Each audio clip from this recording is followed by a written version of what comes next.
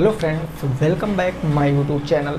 दोस्तों, आज की क्लास में जो हमारा टॉपिक है या आज से पहले जो हमारा टॉपिक है वो सुपर टेट की मैथ को हम लोग डिस्कस करेंगे, है ना। और सबसे पहले मैं उस टॉपिक को पढ़ाने जा रहा हूँ जिस टॉपिक में सभी विद्यार्थियों को बहुत ज़्यादा कन्फ्यूज़न रहती है कि ये एक्चुअल में ऐसे कैसे हुआ। तो उन सारी चीज़ों का निवारण मैं आपको करूँगा। हर वो बेसिक चीज़ मैं आपको बताऊँगा जो आपकी समझ में आनी चाहिए। और यकीन मानो, अगर आपने ये क्लासेस रेगुलर ले ली मेरे भाई, तो आपको एक भी क्वेश्चन में डाउट नहीं होगा। आप प्रत्येक क्वेश्चनों को इजीली सॉल्व कर पाओगे विद कंसेप्ट। तो कोई नहीं, मैं बिल्कुल बेसिक से आपको बताऊंगा। चीज़ों को समझना, जो नहीं पता होगा वो आप नोट कर लेना।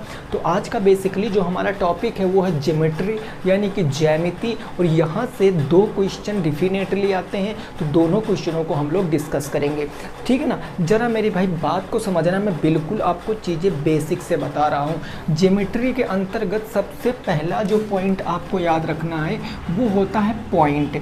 सबसे पहले क्या आता है? पॉइंट, जिसको हिंदी में बोलते हैं हम बिंदु, जिसको हिंदी में बिंदु बोलते हैं। ये एक्चुअल में होता क्या है?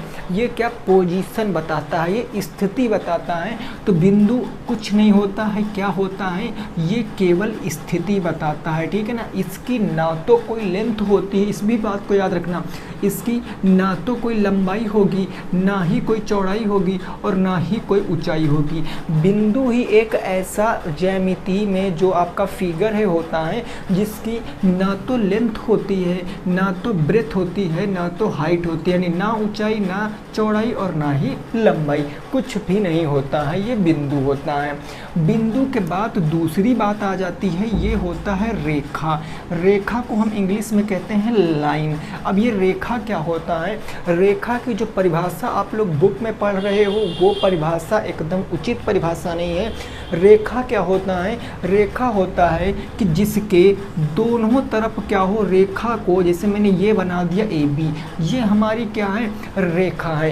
ये दोनों तरफ क्या दिख रही है आपको? एरो दिख रही है। मतलब हम आवश्यकता अनुसार इसको आगे बढ़ा भी सकते हैं और इसको भी हम आगे बढ़ा सकते हैं। इसी को बोलते हैं मेरे भाई हम रेखा। रेखा के कोई निश्चित पॉइंट नहीं होते हैं, इस बात को आप याद रखना।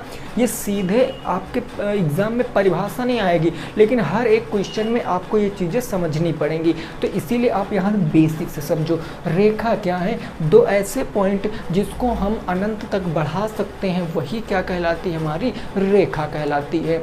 रेखा के बाद मेरे भाई एक मोस्ट इम्पॉर्टेंट आता है, जिसको बोलते हैं हम रेखा खंड, या इंग्लिश में बोलते हैं इसको हम लाइन सेगमेंट। जैसे ये आपकी एक रेखा थी, ये आपकी क्या थी? एक रेखा थी। ये कोई आपकी एक रेखा थी। हमने निश्चित कर लिया कि इस पे एक पॉइंट यहाँ है और एक पॉइंट यहाँ है। इन दोनों को मैंने निश्चित कर लिया और ये ए कह दिया, ये बी कह दिया। तो जो ये वाला पार्ट है ना, ये पार्ट, ये इस पॉइंट से लेकर इस पॉइंट तक, इसको क्या बोलते हैं? रेखा खंड बोलते हैं। इसको हम रेखा खंड बोलते हैं। और इसकी फिक्स होती है लेंथ। इसकी लेंथ क्या होगी? फिक्स होगी। क्वेश्चन में गिवन होगा कि एक 7 सेंटीमीटर का रेखा खंड है, तो रेखा खंड का मतलब जिसके पॉइंट क्या होंगे? फिक्स होंगे। तो ये बात हो गई रेखा खंड की, रेखा की और पॉइंट की। अब इसमें थोड़ा सा हम और आगे बढ़ते हैं और देखते हैं और आगे इसमें क्या क्या होता है, ठीक है ना। अब सीधे इतना होने के बाद सीधे बात करते हैं हम एंगल की, बाकी बीच की बातें नहीं करेंगे। तो सबसे पहले हम बात करेंगे कोण की। कोण को इंग्लिश में बोलते हैं एंगल। एंगल क्या होता है? जहाँ पर दो रेखाएं एक दूसरे को इंटरसेक्ट करती हैं, जहाँ पर दो रेखाएं एक दूसरे को इंटरसेक्ट करती हैं, तो ये जो आकृति बनती है इसी को हम एंगल कहते हैं। आप देखो, ये एक रेखा, ये एक रेखा, अगर हम इसको आगे बढ़ा देंगे, इसको आगे बढ़ा देंगे, तो यहाँ पर इंटरसेक्ट कर रही हैं, तो ये आपका एक क्या बन जाएगा? एंगल बन जाएगा। माना ये थीटा क्या है? हमारा एंगल है। तो एंगल क्या होता है? जहाँ पर दो रेखाएं एक दूसरे को काटती हैं वहाँ पर हमारा एंगल बनता है, वहाँ पर हमारा कोण बनता है। अब कोण कितने प्रकार के होते हैं वो हम समझेंगे। इसके अगर मैं टाइप बताऊं, कोणों के प्रकार की बात करूं, तो सबसे पहला जो कोण आता है, सबसे पहला कोण, वो कोण आता है न्यून कोण। वो कोण कौन सा आता है मेरे भाई? न्यून कोण। अब यहाँ से चीज़ें आप समझना, न्यून कोण क्या होता है? मतलब एक ऐसा कोण, एक ऐसा एंगल जो क्या हो, जो 90 अंश से छोटा हो। एक ऐसा एंगल जो 90 अंश से छोटा हो, लेकिन किससे बड़ा हो? 0 अंश से बड़ा होना चाहिए। इस चीज़ को आप नोट करो कि न्यून कोण वह कोण होगा जिसका कोण क्या होगा? 90 अंश से छोटा होगा। वह कोण जो 90 अंश से छोटा हो लेकिन 0 अंश से बड़ा हो, वो आपका न्यून कोण कहलाता है। जैसे ये आपका क्या है? न्यून कोण है। आप देखो, अगर मैं इस कोण की बात करूं तो ये कोण कौन सा हो जाएगा? ये आपका न्यून कोण हो जाएगा। ठीक है ना, मैं कोण की बात कर रहा हूं तो ये न्यून कोण हो जाएगा। ये पहला हो न्यून कोण, इंग्लिश में इसको बोलते हैं एक्यूट एंगल, है ना। दूसरा जो आता है इसको बोलते हैं हम समकोण। न्यून कोण के बाद आता है आपका समकोण। अब ये समकोण क्या होता है? समकोण वह कोण होता है जिसमें एंगल कितने डिग्री का होता है? 90 डिग्री का होता है। यानी ऐसा एंगल जिसका मान 90 अंश होता है, वह आपका 90 डिग्री यानी समकोण होता है। जैसे ये आपका क्या बन गया? ये एक आपका एंगल है और ये जो है आपका एंगल, ये कितने डिग्री का बनेगा? ये 90 डिग्री का बनेगा। ये बात आपको समझनी है, ये बेहद इंपॉर्टेंट है। आपको ट्रायंगल में भी इसको काम में लेना है। तो समकोण क्या होता है? जिसका आपका मान 90 अंश होता है। ठीक बात ना। अब तीसरा कोण जो आता है वो होता है मेरे भाई अधिक कोण। वो कौन सा कोण होता है? अधिक कोण होता है। ये अधिक कोण क्या होता है? मतलब कि जिसका जो एंगल है वो क्या होगा? वो मेरे भाई 90 से तो बड़ा होगा। वो एंगल 90 से तो बड़ा होगा लेकिन छोटा होगा किस से? तो 180 अंश से छोटा होगा। यानी एक ऐसा एंगल जो 90 अंश से बड़ा होगा लेकिन 180 अंश से छोटा होगा, वो आपका अधिक कोण कहलाता है। जैसे ये आपका एक ये लाइन है और ये आपकी एक ये लाइन है, तो ये जो एंगल बनेगा ये आपका अधिक कोण बनेगा। ये कितने कैसा बनेगा? तो ये आपका अधिक कोण बनेगा। इस बात को आपको समझना है। ठीक है ना। ये हो गया अधिक कोण, ये 3 हो गए। अब हम बात करेंगे चौथे एंगल की, और ये सारा बहुत इंपॉर्टेंट है मेरे भाई। ये थ्योरी ही आपको देखो सीधे नंबर दिलाएगी, क्योंकि जब अभी मैं क्वेश्चन आगे दिखाऊंगा आपको कि आपके पेपर में कैसे क्वेश्चन आते हैं, तो आप कहोगे हाँ ये सब हमें पता होना चाहिए। जैसे अब चौथे की बात कर लेते हैं। चौथा एंगल कौन सा होता है? तो चौथा अधिक कोण के बाद कौन सा एंगल आएगा? वो आएगा सरल कोण। ये कौन सा कोण आएगा? सरल कोण आएगा। सरल कोण क्या होता है? जो 90 डिग्री होता है जस्ट उसका डबल हो जाता है, यानी थीटा की वैल्यू कितनी हो जाएगी? 180 अंश हो जाएगी। सरल कोण वह कोण होता है जिसमें एंगल आपका 180 अंश होता है, और ये बहुत इंपॉर्टेंट है। कई चीज़ें आप इससे सिद्ध करोगे। ये जैसे एक आपका लाइन है, ये आपकी एक लाइन है, तो यहाँ पर जो एंगल बनेगा ये एंगल 180 डिग्री का होता। मतलब एक स्ट्रेट लाइन पर, एक सीधी लाइन पर जो एंगल बनता है वो हमेशा 180 अंश होता है, जिसको हम सरल कोण या इंग्लिश में स्ट्रेट एंगल कहते हैं। ये बात समझ के पांचवा जो मेरे भाई आता है उसको बोलते हैं हम वृहत कोण। उसको कौन सा कोण बोलते हैं? वृहत कोण बोलते हैं। और ये कोण क्या होता है? एक ऐसा कोण जो कितने अंश से बड़ा हो? 180 अंश से तो बड़ा होना चाहिए, लेकिन 360 अंश से छोटा होगा, वो क्या कहलाएगा? वृहत कोण कहलाएगा। इस बात को आपको समझना है। वृहत कोण वह कोण जो 360 डिग्री से छोटा होगा लेकिन 180 डिग्री से बड़ा हो जाएगा। तो आप देखो अगर 180 डिग्री का ऐसे बन रहा था तो बृहत कोण क्या ऐसे नहीं बनेगा, ये जो एंगल बनेगा, ये एंगल जो बनेगा यहाँ ऐसे वाला, ये आपका वृहत कोण कहलाएगा। ठीक है ना। ये 180 से तो देखो आप बड़ा होता, लेकिन 360 से क्या हो जाएगा, छोटा हो जाएगा। ठीक है। अब देखो 6 नंबर और लास्ट जो एंगल आता है इसको बोलते हैं हम संपूर्ण कोण। इसको क्या बोलते हैं, संपूर्ण कोण बोलते हैं। ये होता है संपूर्ण कोण। संपूर्ण कोण का मतलब क्या होता है, पूरा 360 डिग्री का जो एंगल बनता है, जो पूरा ऐसे एंगल बनेगा, जो पूरा सर्कल बनेगा 360 डिग्री का, उसको हम कहते हैं संपूर्ण कोण। यानी इसका मान कितना होता है, 360 अंश होता है। इसका मान कितना होता है, 360 अंश होता है। तो ये एंगल के प्रकार होते हैं। सबसे पहले न्यून कोण जिसमें एंगल कितना होगा, 90 से छोटा, फिर सम कोण उसमें एंगल 90 अंश, फिर आता आपका अधिक कोण, उसमें एंगल 90 से तो अधिक लेकिन 180 से कम, फिर आता सरल कोण, 180 अंश के कोण को सरल कोण, 180 से बड़े 360 से छोटे को वृहत कोण, प्रॉपर 360 डिग्री को हम संपूर्ण कोण बोलते हैं। ये बात आप समझ गए। अब ये तो सभी को पता था, इसमें नो डाउट किसी को कोई दिक्कत नहीं। मेन प्रॉब्लम कहाँ, मेन क्वेश्चन कहाँ से उठता है, उस चीज़ को आप समझो। अब मेरे भाई आप सीधा फोकस करो बोर्ड पे, क्योंकि यहीं से रिलेट करेंगे आपके सारे क्वेश्चन। जो चीज़ मैं अब बताने जा रहा हूँ ये बेहद इंपॉर्टेंट है। कौन सी चीज़ है ज़रा समझो। एक होती सरल रेखाएं, इस बात को जरा नोट करना। ये होती है सरल रेखा, सॉरी सरल रेखा की बात नहीं करें, इसको करें हम समांतर रेखा।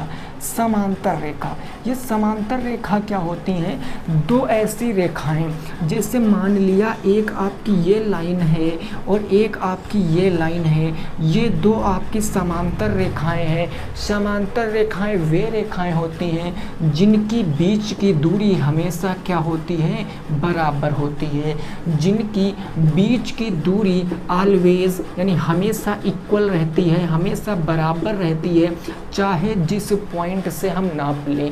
अगर हम यहाँ से यहाँ तक की दूरी नापेंगे तो भी बराबर होगी, यहाँ से यहाँ दूरी नापेंगे तो भी बराबर होगी, यहाँ से यहाँ नापेंगे तो भी दूरी बराबर होगी।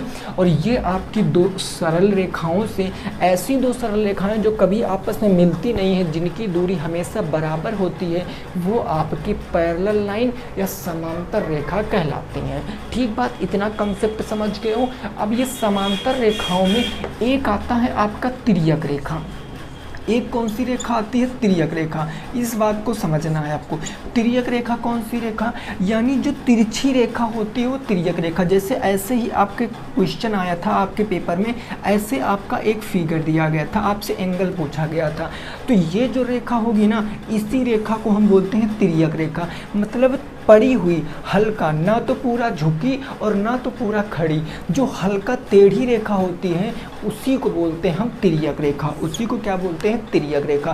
तो इन दो रेखाओं का कंसेप्ट क्लियर होना चाहिए, तभी आगे जो मैं आपको बताने जा रहा हूँ वो चीज़ें आप सीख पाओगे। जरा देखो कैसे। अब आप इस बात को बहुत अच्छे से आपको समझना है, क्योंकि अभी मैं आपसे क्वेश्चन पूछूंगा, ठीक है ना। देखो जरा मैं क्या पूछ रहा हूँ। जैसे देखो भाई, ये दो आपकी क्या है, सरल रेखाएं।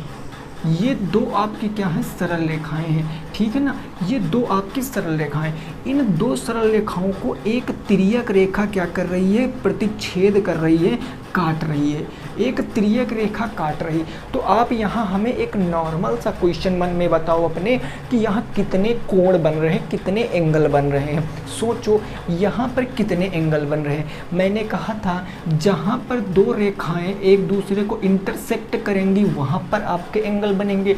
तो एक देखो यहाँ पर बन रहा है, एक यहाँ पर, एक यहाँ पर और एक यहाँ पर, यानी 4 ऊपर बन रहे हैं और ये 4 कहाँ बन रहे हैं, नीचे। तो टोटल कितने एंगल बन रहे हैं, 8 एंगल बन रहे हैं। इनका मैं नाम देता हूँ। ये एंगल 1 है, ये 2 है, ये 3 और ये 4। मैंने कहा ये 5, ये 6, ये 7 और ये 8। अब मेरे भाई यहाँ से बहुत इम्पॉर्टेंट चीज़ आपको सीखना है। सबसे पहली जो बात आपको सीखना है, सबसे पहला इसमें आता है संगत कोण। संगत कोण को इंग्लिश में बोलते हैं करस्पॉन्डिंग एंगल, ठीक है ना। संगत कोण, संगत कोण कौन कौन से कोण होंगे, तो ये जो कोण एक है ये, यानी एंगल एक जो है ये बराबर होगा किस एंगल के बराबर होगा, एंगल 5 के। एंगल एक बराबर होगा एंगल 5 के, यानी ये वाला एंगल इस वाले एंगल के क्या हो जाएगा, बराबर हो जाएगा। ये ठीक उसी प्रकार एंगल 4 किसके बराबर हो जाएगा, एंगल 8 के बराबर हो जाएगा। तो angle 4 is equal to angle 5 हम कहेंगे, ये संगत कोण। अब इस तरफ अगर संगत कोण बन रहे हैं तो उस तरफ भी बनेंगे, यानी एंगल 2 का संगत कोण क्या होगा, एंगल 6। जिस प्रकार 1 का 5 है, ठीक उसी प्रकार एंगल 2 का एंगल 6 हो जाएगा, यानी एंगल 2 किसके बराबर होगा, एंगल 6 के बराबर होगा। जिस प्रकार 4 का 8 था, ठीक उसी प्रकार क्या 3 का 7 होगा। आप कहोगे बिल्कुल, एंगल 3 किसके बराबर होगा, एंगल 7 के बराबर होगा। और ये बहुत इंपॉर्टेंट बात है, ये एंगल होते हैं आपके संगत कोण, इनको इंग्लिश में बोलते हैं करस्पॉन्डिंग एंगल। जब दो समांतर रेखाओं को एक तिर्यक रेखा काटती है तो आपके चार जोड़े संगत कोण के बनते हैं। ये बात आपको नोट करना, जिसमें एंगल ये जो भी एंगल होगा उसके बराबर ये एंगल होगा, ये एंगल जो भी होगा उसके बराबर ये होगा, ये जो भी होगा उसके बराबर ये होगा, ये जो भी होगा उसके बराबर ये होगा। ठीक बात ना। अब दूसरी बात आती है एकांतर कोण की। ये एकांतर कोण कौन कौन से कोण होते हैं उस बात को आपको समझना है।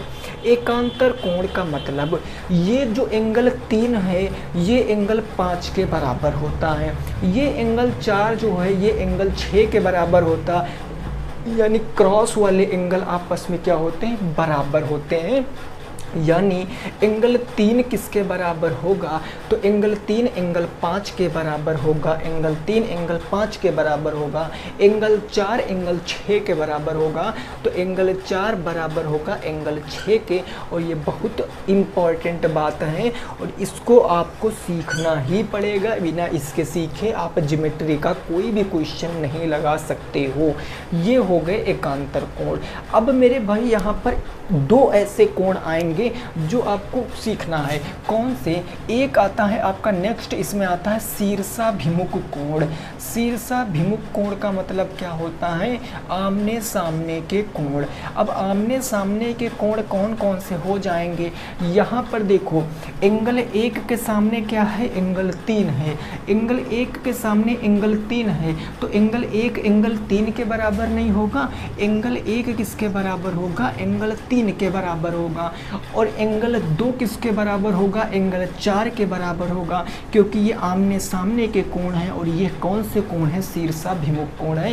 एंगल 1 एंगल 3 के बराबर, एंगल 2 एंगल 4 के बराबर होगा। ठीक है। ठीक उसी प्रकार एंगल 6 एंगल 8 के बराबर, एंगल 5 एंगल 7 के बराबर, क्योंकि अल्टरनेट एंगल हैं, ये क्या है, एक दूसरे के अपोजिट एंगल हैं। तो ये हो जाएगा angle 6 is equal to angle 8 और एंगल 5 किसके बराबर होगा, एंगल 7 के बराबर होगा। यह भी बात आपको नोट करना है, ठीक है ना, यह भी बात आपको नोट करना है। ये हो गए आपके संगत कोण, एकांतर कोण और आपका शीर्षाभिमुख कोण। इतनी चीज़ आप समझ गए हो ना। अब एक बहुत ज़रूरी बात आप यहाँ पर सीखो, इस चीज़ को आप अपनी कॉपी पे स्टार हैज़ जो भी बना के लिखना है लिख लो। एंगल 4 और एंगल 5, ये जो एंगल 4 और एंगल 5 हैं, ये एंगल 4 और प्लस अगर एंगल 5 हम करेंगे तो इनका सम 180 डिग्री होगा, 180 अंश होगा। इस बात को आपको नोट करना है। और जैसे यहाँ पर एंगल 4 एंगल 5 का सम 180 डिग्री होता, वैसे एंगल 3 और एंगल 6 का मान भी कितना हो जाएगा, 180 डिग्री हो जाएगा। इस बात को समझिए। लेकिन मैं कहता हूँ, आप कहो हम नहीं समझिए, क्योंकि मैं आपको प्रूव करके दिखाऊंगा, सिद्ध करके दिखाऊंगा। क्योंकि एक ऐसी सब्जेक्ट है ये, ज्योमेट्री एक ऐसा पार्ट है मैथ का कि जब भी आप कोई चीज़ पढ़ो, अगर उसको सिद्ध करके पढ़ लो ना तो दिमाग में बिल्कुल सेट हो जाता है। आपने कहा हाँ ये बराबर होते, लेकिन कैसे बराबर होते हैं, ये तो रटी हुई बात हो सकती है। हमने कहा रुको मैं आपको प्रूव करके दिखाता हूँ। तो ये सारी चीज़ें समझ गए हो, आप नोट कर लिए होंगे। अब देखो मैं आपको वो चीज़ कैसे बताता हूँ कि कैसे वो एंगल का मान होता है 180 डिग्री। जरा देखो, एंगल 4 एंगल 5 का मान 180 डिग्री। आप इस लाइन को जरा देखो, हमारे मार्कर को देखो, इस लाइन को, यहाँ पर एंगल 1 और एंगल 4, अगर ये लाइन ऐसे बाइसेक्ट कर रही, काट रही, यहाँ एंगल 1 है, यहाँ एंगल 4 है, तो ज़रा हमें बताओ अगर इस पूरे एंगल की मैं बात करूँ तो ये कितने डिग्री का होगा। इस पूरे एंगल की बात करूं तो ये कितने डिग्री का होगा। अभी जस्ट पढ़े हो ये क्या स्ट्रेट एंगल है, इसका मान 180 अंश होगा। यानी कहने का मतलब अगर एंगल 1 एंगल 5 के बराबर है, एंगल 1 एंगल 5 के बराबर है, तो क्या मैं एंगल 1 के स्थान पर 5 रख सकता हूँ? बोलो जरा, एंगल 1 के स्थान पर 5 रख सकता हूँ, या मैं यहाँ पर कहूँ कि एंगल 1 प्लस में एंगल 4 बराबर 180 अंश ही तो होगा। भाई ये पूरा आपका 180 अंश, जिसमें से एक है और एक 4 है, तो इन दोनों का मान 180। लेकिन एंगल 1 एंगल 5 के बराबर है। कैसे बराबर है? संगत कोण है, संगत कोण आपस में बराबर। तो एंगल 1 के स्थान पर मैं एंगल 5 लिख सकता हूँ, यानी एंगल 5 प्लस एंगल 4 बराबर 180 डिग्री आएगा। और यही चीज़ मैंने यहाँ पर लिखी है, ये आपका प्रूफ हो चुका है। बिल्कुल उसी प्रकार आप यहाँ इसको भी सिद्ध कर सकते हो। अगर मैं कह दूँ कि ये पूरी एक स्ट्रेट लाइन है, एंगल 2 और एंगल 3, ये पूरा एंगल कितने डिग्री का बनेगा? 180 डिग्री का बनेगा ना, 180 डिग्री का बनेगा। तो मेरे भाई जरा हमें बताना, एंगल 2 प्लस में एंगल 3, इनका सम 180 डिग्री होगा? कहोगे बिल्कुल होगा, कोई दिक्कत वाली बात नहीं है। लेकिन एंगल 2 एंगल 3 और एंगल 2 तो एंगल 6 के बराबर। भाई एंगल 2 एंगल 6 के बराबर होगा, क्योंकि क्या है, करस्पॉन्डिंग एंगल है, संगत कोण है। एंगल 2 एंगल 6 के बराबर, तो क्या मैं 2 के स्थान पर 6 लिख सकता हूँ? बिल्कुल। यानी एंगल 6 प्लस एंगल 3 बराबर कितना हो जाएगा? 180 डिग्री हो जाएगा। और यही आपको प्रूव करना था। इस बात को समझें, फिर से समझो, जो एंगल 4 एंगल 5 का सम कितना होगा? 180 डिग्री। एंगल 3 और एंगल 6 का मान कितना होगा? 180 डिग्री होगा। इस बात को नोट करो, मोस्ट मोस्ट मोस्ट इम्पॉर्टेंट है ये बात आपकी परीक्षा के पॉइंट ऑफ व्यू से। तो ये हो गए आपके एंगल जो बहुत इंपॉर्टेंट है। बाकी एंगल तो वो 6 तो आपको पता ही है, लेकिन ये आपको बहुत अच्छे से आने चाहिए, ठीक है ना। अब देखो, अब इसमें आपको क्या क्या सीखना है वो मैं आपको बताता हूँ। इतनी बात आप नोट हो गई, कोई दिक्कत नहीं। बहुत बेसिक क्लास है मेरे भाई, ये समझ लीजिए, बिल्कुल बेसिक से मैं आपको चीज़ें सिखा रहा हूँ। और यकीन मानो, अगर आपने अच्छे से नोट्स बनाए और प्रॉपर रिवीजन किया तो गणित, एक जो आपको डर लगता होगा, गणित से आपको प्रेम हो जाएगा। देखो, अब मैं बात करता हूँ ट्रायंगल की, मैं बात क्या करता हूँ, त्रिभुज की। अभी मैं क्वेश्चन भी कराऊंगा, थोड़ा सा रुको। मैं त्रिभुज की बात करता हूँ क्योंकि इसको भी समझना आपके लिए ज़रूरी है। थोड़ा सा मैं बेसिक आपको बताऊंगा त्रिभुज का। त्रिभुज कैसा होता है? जिसके 3 वर्टेक्स होते हैं, जिसके 3 शीर्ष होते हैं और जिसके 3 भुजाएं होती हैं, जिसके 3 एंगल होते हैं। जैसे ये मैंने कहा एंगल ए है, एंगल बी है, एंगल सी है, तो ये त्रिभुज हो गया। त्रिभुज के कितने अंतःकोण होते हैं? 3 अंतःकोण। एक यह अंतःकोण, एक यह अंतःकोण और एक यह अंतःकोण। जैसे मैंने कहा कि लोग कह देते हैं कि त्रिभुज के तीनों कोणों का योग 180 अंश होता है। त्रिभुज के तीनों कोणों का योग 180 अंश होता है, लेकिन वो ये नहीं बताते कि कैसे होता है। मैं आपसे कहता हूँ, देखो कैसे, मेरे साथ पढ़ो तो हर चीज़ प्रूव करके पढ़ो। त्रिभुज के तीनों कोणों का योग 180 अंश होता है। क्यों होता है? क्या अभी आपने सोचा था? नहीं। तो मैं आपको बताता हूँ। ये जो है यहाँ से हम एक क्या करेंगे, रेखा ड्रॉ कर लेंगे। ये एक रेखा ड्रॉ कर लेंगे जिसका नाम हम क्या कुछ भी रख सकते हैं। मान लिया इसका नाम है ई और इसका नाम है एफ। भाई आपको पता है हम लोग कहीं से भी कोई लाइन ड्रॉ कर सकते हैं। ये मैंने लाइन ड्रा किया और जब लाइन ड्रा किया तो मैंने क्या बताया, मैंने लिख दिया कि यदि जो आपकी ई और एफ लाइन है, जो आपकी ई और एफ लाइन है, ई और एफ ये पैरेलल है, इस ये चिन्ह होता समांतर का। ये समांतर है किसके? BC के। इस बात को मैंने मेंशन कर दिया। भाई मैंने BC के समांतर वर्टेक्स या शीर्ष ए पर हमने क्या खींचा, एक हमने समांतर लाइन खींचा। अब जब एक समांतर लाइन हमने ड्रॉ कर दिया है तो ज़रा हमें बताओ, ये एंगल मैंने माना अल्फ़ा है, मैंने माना ये एंगल अल्फ़ा है, ये एंगल बीटा है और ये एंगल थीटा है। ये अल्फ़ा, ये बीटा, ये थीटा, या मैं इसको ऐसे नाम दे लूँ, ये एंगल मैंने माना B है और ये एंगल मैंने माना C है, ये एंगल मैंने माना A है। 3 अंतःकोण हो गए। तो ज़रा हमें बताओ, क्या इस एंगल के बराबर ये एंगल नहीं होगा? क्या इस एंगल के बराबर ये एंगल नहीं होगा? कैसे होगा? अरे भैया ये एंगल इसके बराबर कैसे होगा? अभी जस्ट बताया ये क्या है, एकांतर कोण है। एकांतर कोण हो गए कि नहीं हो गए?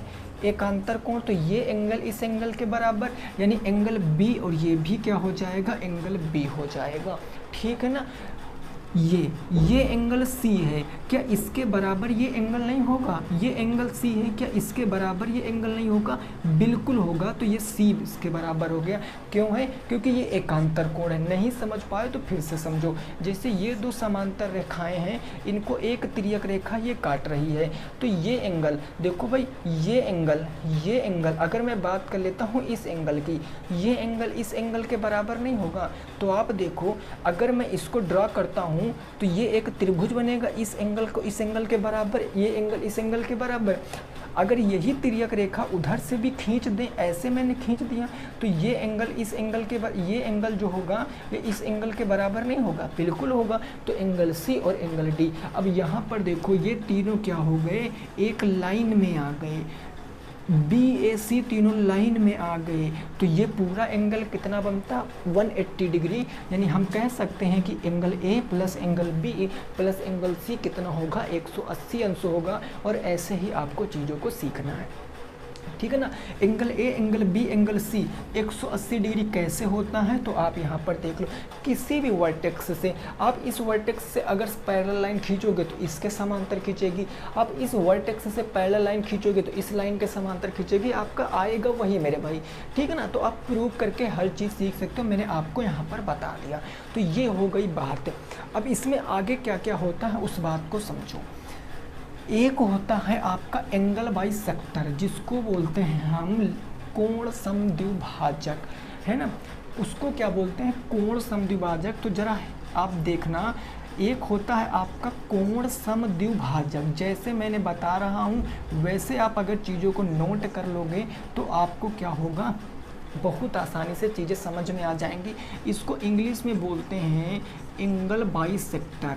इसको इंग्लिश में क्या बोलते हैं मेरे भाई, एंगल बाइसेक्टर, कोण समद्विभाजक बोलते हैं।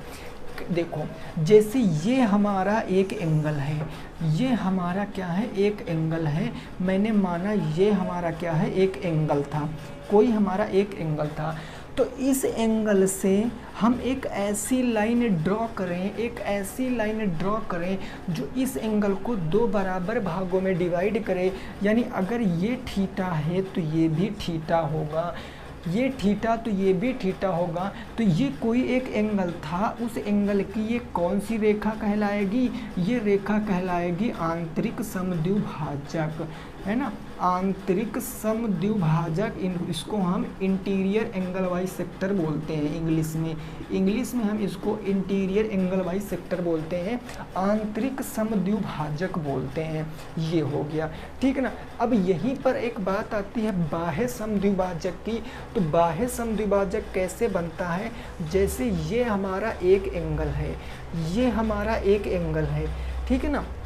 अब इस एंगल पे हम बात करें तो अगर मैं इस लाइन को आगे ड्रा करता हूँ, क्योंकि आपको पता है ये क्या है, रेखा है, तो हम इसको आगे बढ़ा सकते हैं। पहला पॉइंट यही बताया था। तो आपको पता है ये क्या होगा, ये होगा बाह्य कोण। ये कौन सा कोण होगा, बाह्य कोण होगा, है ना, ये बाह्य कोण होगा। और इस बाह्य कोण से अगर मैं ऐसे एक लाइन बीचों बीच से ड्रा कर दूं, ये एक ऐसे लाइन ड्रा कर दूं, तो इसको दो बराबर भागों में बांटेगा। ये जो पूरा एंगल था इसको दो बराबर भागों में बांटेगा। अगर अल्फ़ा ये है तो ये भी अल्फ़ा हो जाएगा, अल्फ़ा अल्फ़ा बराबर हो जाएंगे। यानी कि इसको क्या कहेंगे, इसको बोलते हम बाह्य समद्विभाजक, इसको बोलते हम बाह्य समद्विभाजक, ठीक है ना, बाह्य समद्विभाजक हम इसको बोलते हैं। यानी हर एक एंगल का एक आंतरिक कोण होता है और एक बाह्य कोण होता है। इस बात को आपको समझना ही पड़ेगा, ठीक है ना, इस बात को आप समझ गए। ये आंतरिक समद्विभाजक क्योंकि अंदर से ये जा रहा, ये बाह्य समद्विभाजक। समद्विभाजक का मतलब दो बराबर भागों में डिवाइड करेगा। अगर ये पूरा 120 का होता तो ये 60 का बचता, ये 60 का बचता। अगर ये पूरा मेरे भाई आपका 60 का होता तो ये 30 का बचता, ये 30 का बचता। ये सारी चीज़ें आपको क्वेश्चन में प्रयोग करना पड़ेगा, अभी देखना मैं आपको कराऊंगा। तो ये चीज़ आप समझ गए, कोई दिक्कत नहीं। आगे थोड़ा सा बढ़ते हैं, ठीक है, इतनी बात आपकी समझ में आ गई है। अब देखो जरा और क्या चीज़ होती है उसको समझो, उसके बाद हम क्वेश्चन करेंगे, है ना। और क्या होता है जरा उसको समझो। जैसे मैंने आपसे कहा एक होता है कॉम्प्लीमेंट्री एंगल और सप्लीमेंट्री एंगल। कॉम्प्लीमेंट्री एंगल को हम क्या बोलते हैं, एक होता है आपका कोटिपूरक कोण, कोटिपूरक कोण होता है, कोटिपूरक कोण, और एक होता है आपका समपूरक कोण, कोटिपूरक कोण और समपूरक कोण। और ये बेहद इम्पोर्टेंट बात है जो आपको समझनी ही पड़ेगी, बिना इसके आप क्वेश्चन नहीं लगा सकते हो। कोटिपूरक कोण क्या होते हैं, ऐसे कोण, ऐसे दो कोण, मैंने माना एक कोण हमारा अल्फ़ा है, कोई कोण होगा मैंने अल्फ़ा माना, और एक कोण हमारा बीटा है। ऐसे दो कोण जिनका सम कितना हो, 90 अंश हो, वो हमारे क्या कहलाते हैं, कोटिपूरक कोण कहलाते हैं। यानी ऐसे दो कोण जिनका सम कितना हो, 90 अंश हो, वो दोनों हमारे एक दूसरे के कॉम्प्लीमेंट्री एंगल यानी कोटिपूरक कोण कहलाते हैं। समपूरक की बात कर लें, ऐसे दो कोण जिसका सम कितना हो, 180 डिग्री हो, वो आपके कोटिपूरक कोण कहलाएंगे। ये आपके कोटिपूरक कोण कहलाएंगे। मैंने माना कोई दो कोण थे, एक अल्फ़ा एक बीटा, उनका सम करने पर अगर 180 डिग्री आ रहा तो वो एक दूसरे के क्या हो जाएंगे, समपूरक हो जाएंगे। हमने आपसे पूछा कि 1 डिग्री का कोटिपूरक कोण बताओ, मन में बताओ फटाफट, 1 डिग्री का कोटिपूरक कोण क्या होगा, 1 डिग्री का कोटिपूरक कोण क्या होगा। तो आप कहोगे अगर 1 डिग्री है, 1 डिग्री कोई दूसरा मैंने माना कुछ भी रहा होगा, मैंने माना बीटा रहा होगा, एक एंगल 1 डिग्री दूसरा बीटा, इन दोनों का योग कितना होता है, 90 अंश होता। एक प्लस में उधर माइनस में, तो बीटा बराबर क्या आएगा, 90 अंश माइनस के 1 अंश, यानी बीटा बराबर 89 डिग्री होगा। यानी एंगल जो 1 डिग्री का एंगल था उसका कोटिपूरक कितना होगा, 89 डिग्री होगा, 89 डिग्री होगा। वही मैंने यहाँ पूछ लिया कि 1 डिग्री का समपूरक बताओ, 1 डिग्री का समपूरक बताओ, तो आप क्या कहोगे, 1 डिग्री का समपूरक, मैंने माना एक एंगल हमारा जब 1 डिग्री है तो दूसरा एंगल मैंने मान लिया बीटा है, और इन दोनों का सम 180 डिग्री होता। दो ऐसे कोण जिनका सम 180 डिग्री वो समपूरक कहलाते हैं। एक प्लस में तो उधर माइनस, इधर बचा बीटा 180 डिग्री और माइनस के 1 डिग्री, यानी बीटा बराबर कितना आएगा, 179 डिग्री आ जाएगा। बीटा बराबर कितना आएगा, 179 डिग्री आ जाएगा। यानी कोटिपूरक का मतलब दो ऐसे कोण जिनका मान 90 अंश हो योग करने पर, समपूरक जिनका योग 180 अंश हो, ठीक है ना, ये बात आप समझ गए हो, ये बेहद इंपॉर्टेंट बात है। डायरेक्ट आपके पेपर में क्वेश्चन पूछ लिया जाएगा डायरेक्ट कि बताइए 82 डिग्री का, ऐसे पूछ लिया जाता है 82 डिग्री का कोटि पूरक कोण क्या है, तो आप क्या कहोगे 82 डिग्री का कोटि पूरक कोण 8 डिग्री हो जाएगा। तभी ना 82 8 को जोड़ेंगे तो 90 डिग्री होगा। अगर 82 का समपूरक पूछ लेगा तो 82 से हम 180 से 82 घटा देंगे तो हमें पता चल जाएगा 98 डिग्री हो जाएगा। ठीक है ना, तो ऐसे आपको नॉर्मल क्वेश्चन मिलेंगे। आप देख लीजिए आपके प्रीवियस ईयर 18-19 का जो भी पेपर है, अब देखो ऐसा क्वेश्चन आपको देखने को मिल जाएगा। इतनी बात समझ गए हो। अब मैं थोड़ा सा और इसमें आगे बताऊंगा जो कि उस पॉइंट को आपको नोट करना है। यहाँ से आपके डायरेक्ट क्वेश्चन बनेंगे, फिर 2 क्वेश्चन हम कराते हैं जिससे आपका कंसेप्ट भी क्लियर हो जाएगा। देखो जैसे मैंने आपसे कहा, इस तरफ मैंने लिखा कोटि पूरक, इस तरफ मैंने लिखा कोटि पूरक कोण, है ना, और यहाँ मैंने लिखा समपूरक कोण, कोटि पूरक कोण, समपूरक कोण, और यहाँ मैंने लिखा कोण। मैंने 3 चीज़ लिखा, कोटि पूरक, समपूरक और कोण। मैंने कहा अगर मेरे भाई आपका 10 डिग्री है तो 10 डिग्री का कोटि पूरक कोण कितना होगा, 80 डिग्री होगा, और 10 डिग्री का समपूरक कोण कितना होगा, 170 डिग्री होगा।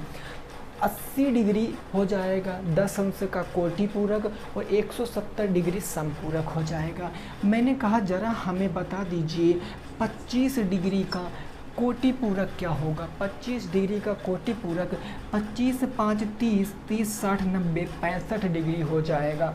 और 25 डिग्री का समपूरक की बात कर लें तो 25 5 30, 50 30 80 155 डिग्री हो जाएगा। कोटि पूरक 25 का 65 होगा और 25 का समपूरक 155 डिग्री होगा। अब मैंने कहा कोई एंगल थीटा है, कोई एंगल थीटा है तो उसका कोटि पूरक क्या हो जाएगा, कोटि पूरक क्या 90 माइनस के थीटा नहीं होगा। बोलो कोटि पूरक का 90 माइनस का थीटा नहीं होगा, बिल्कुल। और यही एंगल का अगर मैं समपूरक की बात कर लूँ तो 180 माइनस के थीटा नहीं होगा। आप कहोगे बिल्कुल होगा ना। अगर एक एंगल पता है तो 90 से घटा के दूसरा बताएंगे तो कोटि पूरक पता, अगर 180 से घटा के बताएंगे तो समपूरक पता चलेगा। तो मैं इतनी महाभारत आपको क्यों बता रहा हूँ, इसका मेन मुद्दा है आप देखो कि किसी भी एंगल के कोटि पूरक और समपूरक में 90 का अंतर होता है, 90 अंश का अंतर होता। किसी भी कोटि पूरक और समपूरक में देख लो आप 90 का अंतर होगा, 90 का अंतर होगा किसी भी कोटि पूरक में देख लो आप। ठीक है ना, किसी भी कोटि पूरक एंगल में देख लो आप 90 अंश का गैप होगा। अगर 80 और 170 में देखेंगे 9 8 17 90 का गैप, 65 और 155 में देखेंगे तो 90 का gap, 90 minus theta 180 minus theta में देखेंगे तो आपका कितने का गैप आएगा, 90 का। चेक भी कर सकते हो कि 90 डिग्री माइनस के थीटा और माइनस 180 डिग्री और माइनस के थीटा, जब इनको देखोगे तो ये 90 माइनस के थीटा और ये माइनस माइनस प्लस हो जाएगा और ये माइनस से क्या हो जाएगा, प्लस हो जाएगा, 180 डिग्री हो जाएगा। ठीक है ना, 180 डिग्री। और ये माइनस से माइनस कहाँ, ये माइनस से सॉरी ये माइनस हो जाएगा, ये माइनस और ये माइनस से क्या हो जाएगा, प्लस हो जाएगा। तो आप देखो ये 90 ये 180, जब इनका अंतर निकालोगे तो इनका अंतर 90 डिग्री आ जाएगा। यानी कहने की बात केवल इतनी है, लॉजिक इतना है। क्वेश्चन आपके पेपर में पूछा जाता है कि बताइए किसी एंगल के, किसी कोण के कोटि पूरक और समपूरक में कितना अंतर होता है, कोटि पूरक और समपूरक में कितना अंतर होता है, ये आपसे पूछा जाता है। तो वो हमेशा कितने डिग्री होता है, 90 डिग्री। किसी भी एंगल का कोटि पूरक निकाल लो, उसी का समपूरक निकाल लो, जब अंतर देखोगे तो अंतर हमेशा 90 डिग्री का आ जाएगा। ठीक है ना, तो बेसिक जो था आपका वो ख़त्म होता है। अब इस पर क्वेश्चन कैसे बनते हैं वो मैं आपको दिखाता हूँ। तो अब हम शुरुआत करेंगे क्वेश्चनों की। ठीक है ना, चलिए चलो फ्रेंड्स, अब पहला क्वेश्चन यहाँ मैंने लिखा है, इस क्वेश्चन को जरा पढ़ो। क्वेश्चन है कि यदि ए बी, अब देखो ये जो चिन्ह बना होता है ना, ये चिन्ह, इस चिन्ह को कहते हैं समांतर। मतलब मैं लिख दूं जैसे ए बी और सी डी, यानी ए बी भुजा सी डी भुजा के क्या है, समांतर है। ये आपको यहाँ से इस चिन्ह का मतलब ये है। तो क्वेश्चन है आपका, ए बी समांतर है डी ई के, यानी ए बी ये वाली भुजा, ये भुजा समांतर है किसके, डी ई के, इस भुजा के समांतर है। आपसे कहा गया एक्स का समपूरक कोण बताओ। जो एक्स है, एक्स का समपूरक कोण बताना है। तो इस प्रश्न को आप कैसे लगाओगे, तो इस प्रश्न को आपको लगाने के लिए मैंने जो बताया वही तरीका आप अपनाओगे। ज़रा मेरे भाई बातों को समझो। अगर मैं कहता हूँ कि ये ए बी है और ये सी है, ये डी ई है ना, हमें अगर एक्स का मान पता चल जाए तो हम उसका कोटि पूरक भी बता सकते हैं, हम उसका समपूरक भी बता सकते हैं। कैसे बताएंगे, तो उस बात को आप देखो। अगर मैं इसी चित्र को यहाँ पर ऐसे ड्रा करता हूँ, है ना, मैं इस चित्र को ऐसे यहाँ पर ड्रा करता हूँ, ये है ए, ये है बी, ये है सी और ये है आपका डी, ये है आपका ई। मैंने कहा जब भी कभी ऐसा आ जाए, जब भी कभी ऐसा आ जाए तो आप क्या करो, आप इसके बराबर एक क्या करो, लाइन खींच लो। इसके बराबर एक आप पैरेलल लाइन खींच लो, इसके बराबर एक पैरेलल लाइन खींच लो। इस बिंदु का नाम सी है। क्वेश्चन में हमने क्या किया, अपने मन से इसके बराबर एक पैरेलल यानी समांतर लाइन खींच लिया और इसका मैंने कोई नाम रख दिया। मैंने कहा ये G है और ये H है। अब क्या हो गया कि ये जो AB भुजा है, AB, मैंने AB किसके समांतर कर दिया, GH के समांतर कर दिया। ठीक है ना। अब देखो, अब ये पूरा एंगल देखो, ये पूरा एंगल आपका कितना था, पूरा एंगल 5x था। और अभी बताया ये एंगल का क्या हो गया, एंगल बाइसेक्टर। अगर कोई एंगल ऐसा है उसमें बीच से लाइन खींच देते हैं तो ये क्या कहलाता है, एंगल बाइसेक्टर। अभी जस्ट बताया, मतलब कि कोण समद्विभाजक, ये दो बराबर भागों में विभाजित करता है। तो ये पूरा आपका 5x था, पूरा आपका क्या था, 5x था ना, ये पूरा आपका 5x था मेरे भाई। और आप देखो यहाँ पर आपको क्या करना है, अब यहाँ पूरा अगर 5x था, ये पूरा 5x था, तो आप देखो यहाँ पर क्या करना है। यहाँ पर हमको लग रहा है हमने कुछ बनाया नहीं मेरे भाई। हाँ, ये वाला यहाँ पर 3x भी दिया गया है, यहाँ पर 3x भी दिया गया, ये मैंने नहीं लिखा था, ये 3x, ठीक है ना, ये लिख लेना, यहाँ पर 3x दिया गया था। अब ये भुजा यहाँ एंगल क्या है, 3x है, ठीक है ना। अगर ये 3x है, अगर ये 3x है तो ये बताओ कितना हो जाएगा, ये 3x, तो क्या ये भी 3x होगा। कैसे होगा, क्योंकि ये और ये कौन से एंगल हैं, ये और ये आपके एकांतर कोण है। अभी जस्ट बताया था, एक इस साइड का एक उस साइड का एकांतर कोण। अगर ये 3x है तो ये भी क्या हो जाएगा, 3x हो जाएगा। और ये टोटल एंगल आपका क्या था, 5x था। ये टोटल एंगल वहाँ देखो आपका 5x था, जिसमें से ये 3x हो गया, तो क्या ये आपका 2x नहीं बचेगा। ये 3x हो गया तो क्या ये 2x नहीं बचेगा, बिल्कुल बचेगा। अब आप क्या करो, कुछ मत करो, ये एंगल आपको 4x दिया गया था, 4x दिया गया था, ठीक बात ना। अब नीचे की लाइन को साफ कर दो, ये हमारे लिए कोई काम की नहीं है, क्योंकि हमें x से मतलब है, हमें x से मतलब है। ज़रा हमें बताओ, क्या यहाँ पर 4x प्लस में 2x बराबर के 180 अंश होगा। क्या यहाँ पर 4x प्लस 2x बराबर 180 अंश होगा। भाई अभी जस्ट बताया था कि अगर दो रेखाएं ऐसी हैं, ऐसा काट रहा, तो इस एंगल का मान, इस एंगल का मान 180 डिग्री, इस एंगल का मान, इस एंगल का मान 180 डिग्री, तो इन दोनों का मान 180 डिग्री है, आया ना। तो 4 2 कितने हो गए, 6x बराबर कितना आ गया, 180 डिग्री आ गया, तो x बराबर कितना आएगा 180 डिग्री, और 6 आप गुणे में कर दोगे, यानी x बराबर कितना आएगा 6 त्रिक 18 30 डिग्री आ जाएगा। x का मान 30 डिग्री, लेकिन ये उत्तर नहीं है। क्वेश्चन में पूछे समपूरक कोण, x का समपूरक कोण। समपूरक कोण ऐसे दो कोण जिनका योग क्या हो 180 अंश हो। अगर एक आपका 30 डिग्री है, एक 30 डिग्री है, दूसरा मैंने माना कोई भी रहा होगा थीटा, और इन दोनों का सम 100 डिग्री होगा, तभी समपूरक कोण होंगे। 30 प्लस में उधर माइनस में, तो थीटा बराबर क्या आएगा 180 डिग्री माइनस में 30 डिग्री, यानी थीटा बराबर 150 डिग्री आएगा, और यही क्या होगा उत्तर हो जाएगा। यानी x का समपूरक कितना होगा 150 डिग्री हो जाएगा। जितनी बातें बताई हैं उतनी ही बातों से आपको क्वेश्चन को करना था।